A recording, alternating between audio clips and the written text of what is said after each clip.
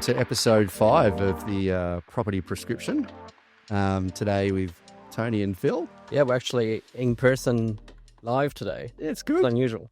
Good to see you in person. Yeah, thanks. In a world of Zoom and Teams, this is great. And Tony, you've written a book since the last time we caught up. Do you want to talk about it? Oysters and flannel shirts. Dumplings, oysters, and flannel shirts. Dumplings, oysters, and flannel shirts. What made you write the book?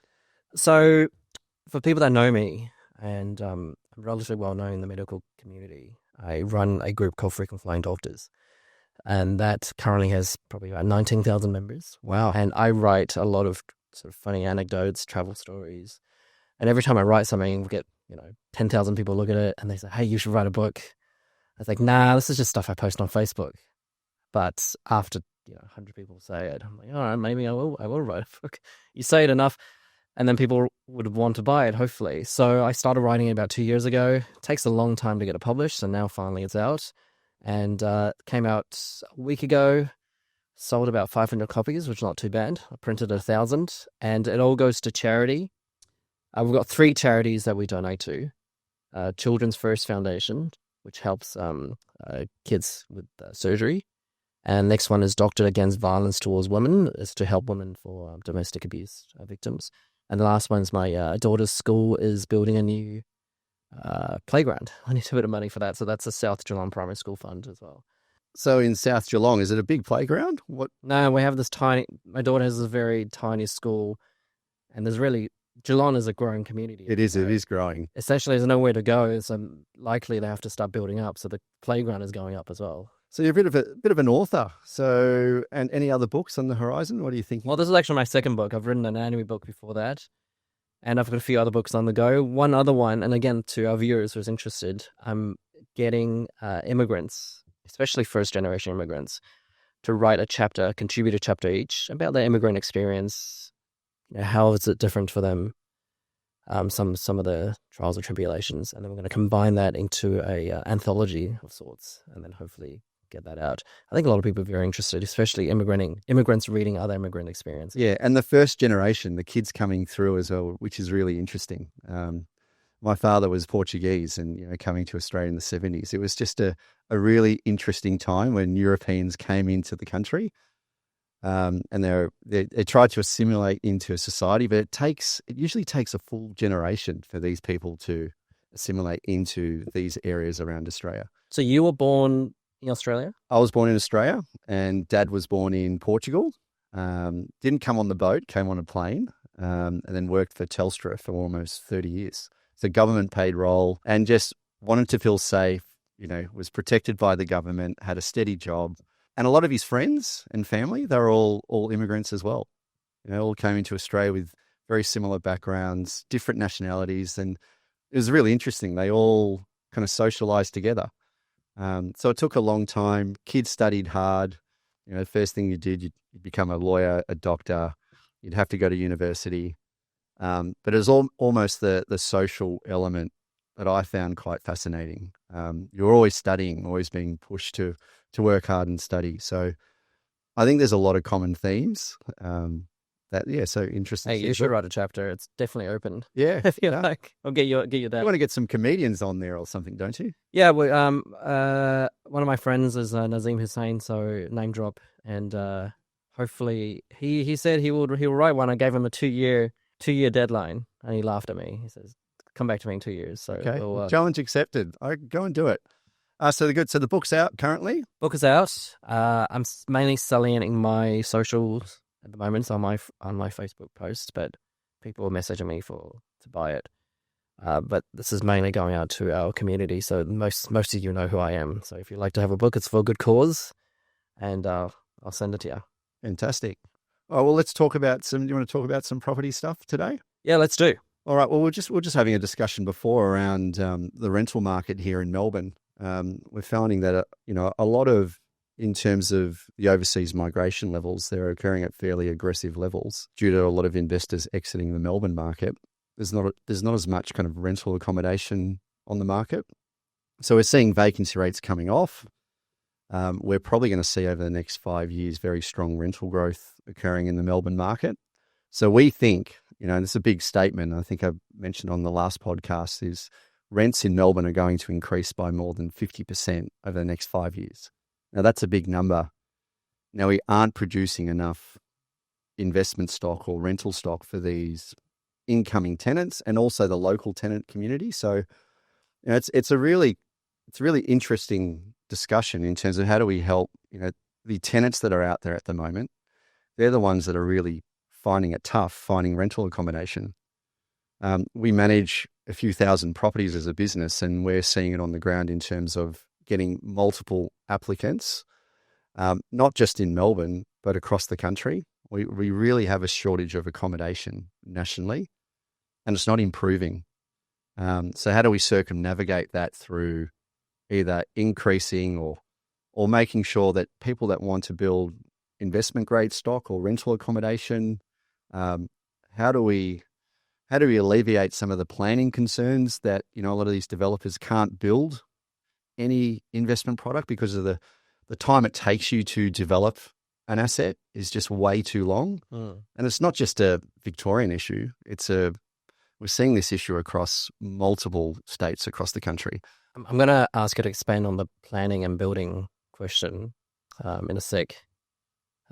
In Geelong, I'm not sure if it's a Geelong thing, but everyone is building all the time. Yes. But I hear from my builder friends that the main hurdle is actually the first step, is getting the plans through and getting that permit. Once that's passed, you can actually go. It's fine, yeah. But I'd just like to expand on that a bit later. What I have a question is, when we first mentioned, we're all living in Melbourne. What exactly is different about Victoria? So what are these taxes and the differences that you're talking about? Yeah, so the numbers, or explain it. Yeah, so there's a number of issues at the moment. So the government recently kind of lowered the land tax threshold down to $50,000. So every mum and dad investor that even owns an apartment are going to get a land tax bill. I'm going to pause you right there. I think I know what a land tax is. Would you mind explaining to people who may be unaware what exactly is a land tax? Yeah, so if you own a investment property, you get a yearly tax based on the value of that particular property. So you get taxed on that every year. So at the end of December, you get a big tax bill. Now, what they've traditionally done is that the threshold was $300, $350. So anyone that owned a unit in Melbourne wasn't receiving any land tax bill. What the state government have done, they've just lowered that threshold down to $50,000. So if you own any property now, including a car park, you are getting a land tax bill at the moment. So the land tax bill is based on the price of the land or the price of the entire house? Yes, no, price of the land. Okay. Yeah, so they basically tax you on that. And land tax thresholds differ in every particular state as well. So you can get, a higher land tax bill depending on where you are. So when we're building a doctor's portfolio, we want to make sure that their land tax bills are diversified across different states. And there's different structures that you can buy those particular properties in. So some of our doctors that came into us 5-10 years ago own 6 properties in Melbourne under the same structure. So what the State Revenue Office does is they don't just assess you on that one particular property. They assess you on the combined land value of all of those properties within that one entity. So all of a sudden, we have doctors with fairly large portfolios, and they're getting land tax bills of $200,000 a year. Like, that is ridiculous in terms of, if I'm a young doctor and I want to go and buy my first investment property in Melbourne, and if I want to own multiple assets, it doesn't actually make it a reasonable outcome for you to own that many properties under the one entity. So a lot of our doctors, we're telling them to diversify their investments across good quality commercial, because if you buy a commercial property, some of the landlords or the tenants that are in there, not the landlords, actually pay for your land tax bill. So a lot of our doctors are moving over to commercial property. We're seeing that a lot of our more mature doctors are using that as an investment to build their portfolio.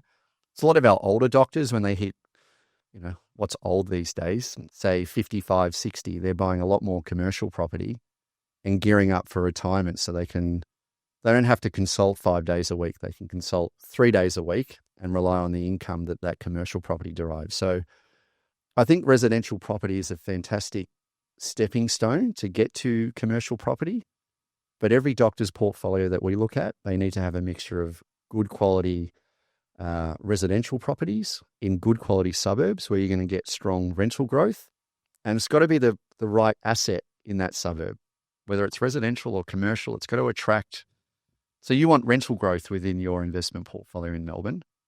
If you're holding the wrong type of residential investment in there, the rents aren't going to continue to move if it's an inferior asset or it's a triple C or a triple D rated asset. So you have to be really careful around your asset quality, number one. And I find that a lot of doctors try and take shortcuts in terms of buying something off the plan or newly developed in the wrong area. It's compromised. And it sets them up for disaster kind of later on in their sort of journey. Just going back to the differences between Victoria and the other states, is land tax the main difference? Are there other things that... Well, I think the big one for Melbourne at the moment is that if you're a developer looking to build stock, the cost of construction is just too high.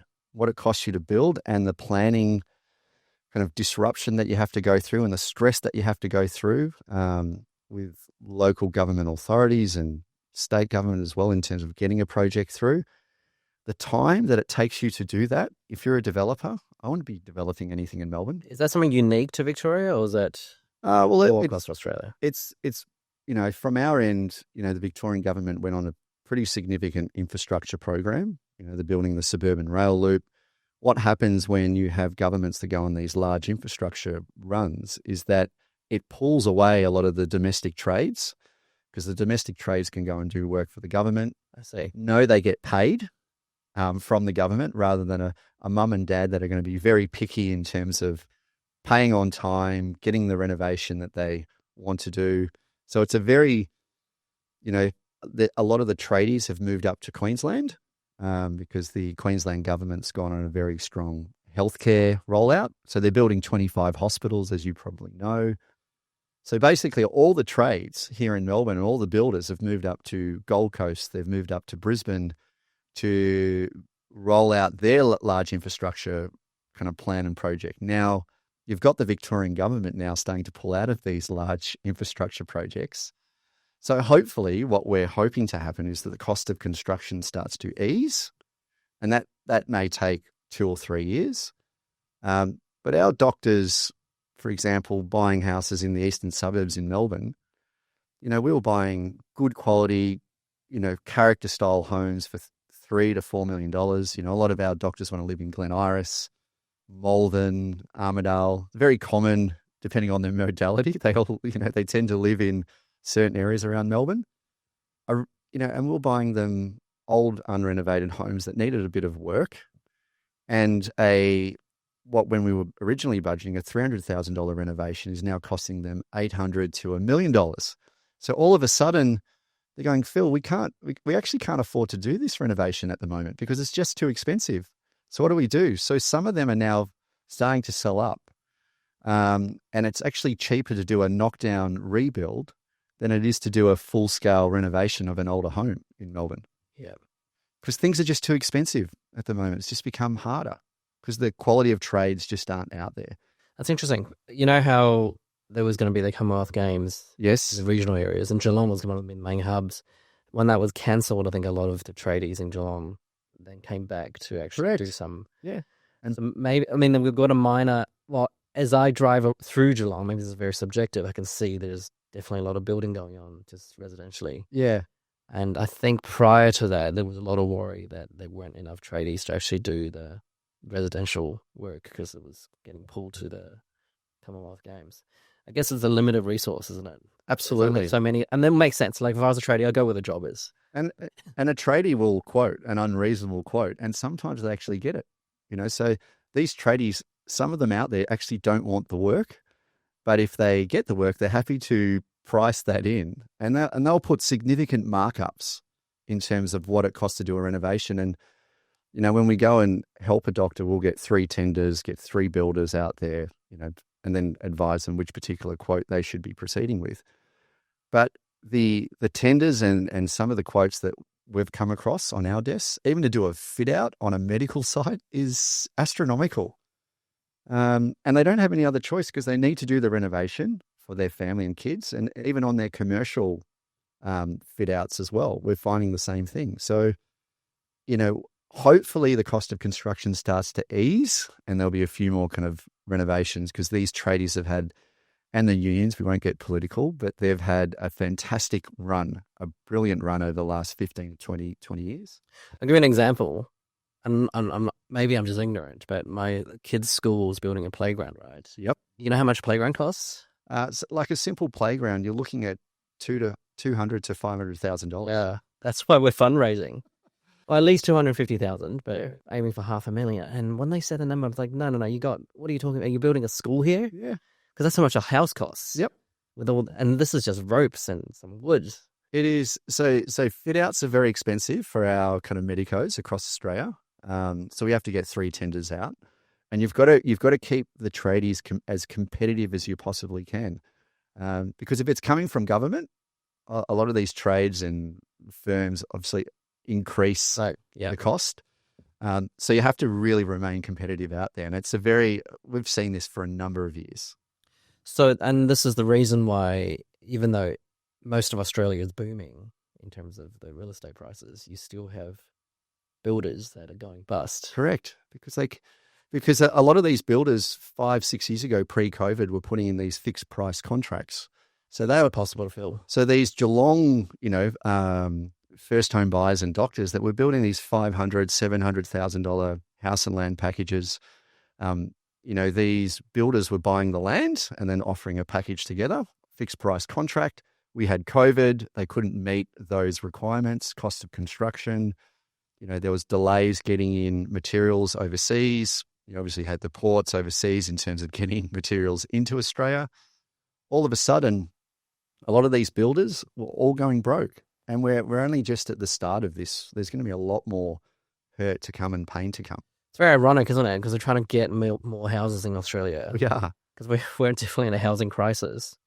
And the irony is that it's actually the builders go bust. Correct.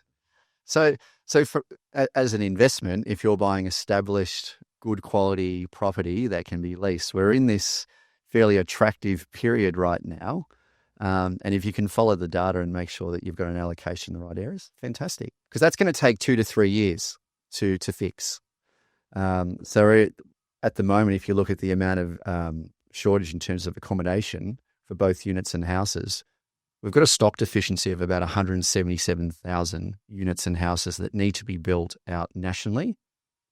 And then you've got the government saying, we want you to build 1.2 million homes. We don't care how you do it, but that's our target. We are nowhere near hitting that particular target. So unfortunately, we're in this period where I think it's the tenant that is going to get hurt the most. And so, we're very big in terms of looking after our tenants here. We want to educate them to become investors. So a lot of these agencies just manage the rental on behalf of the landlord, but we've almost tipped that on its head and say, well, how do we educate the tenant so they can get out of perhaps maybe renting a property one day and then putting them on the property ladder? So we've obviously come up with some initiatives to help tenants. They're students at university. They're living in share houses. They're really living from week to week. So we've got to find a way where we can help the tenants, especially the ones living in Melbourne and Sydney. Do you know what it costs for a 2-bedroom unit in Sydney at the moment? $800? Yeah, $850. That's to live in Alexandria or Surrey Hills or, Camperdown, Glebe. Glebe, there was a lot of housing commission in that area. It was an undesirable suburb. It's starting to gentrify and change. It's $850 for a 2-bedroom unit. It is, if you're a student, you're a young doctor doing that's outrageous. How do you live? Unless you got rich parents. I should understand how anyone in Sydney lives. Yeah. So, they moved to a regional. You saw the amount of, during COVID, we saw 41,000 people move from, the Queenslanders call the Sydney siders and Melbourne siders Mexicans, it's another Mexican moving over the border. Right. So for an owner-occupier, if you're in Brisbane and you're looking to buy your first home, these Brisbane owner-occupiers or first-home buyers, when they see a Melbourne or a Sydney buyer, they've sold their home for $3-4 million. They've got a lot more money to spend on a Brisbane house. We've seen it in Noosa. All the wealthy Sydney siders and Melbourne siders buying holiday houses in Noosa, and that's driven the price of housing up. It's increased quite dramatically over the last 4 or 5 years. Byron Bay is starting to come off now. I do want to go to the next topic, which I've flagged just before, about the actual building process. I just have some questions just for my own interest. Let's take a break. Yes. We'll move on to the next episode. That'd be great. And I've got some questions. Great. Thanks, Tony.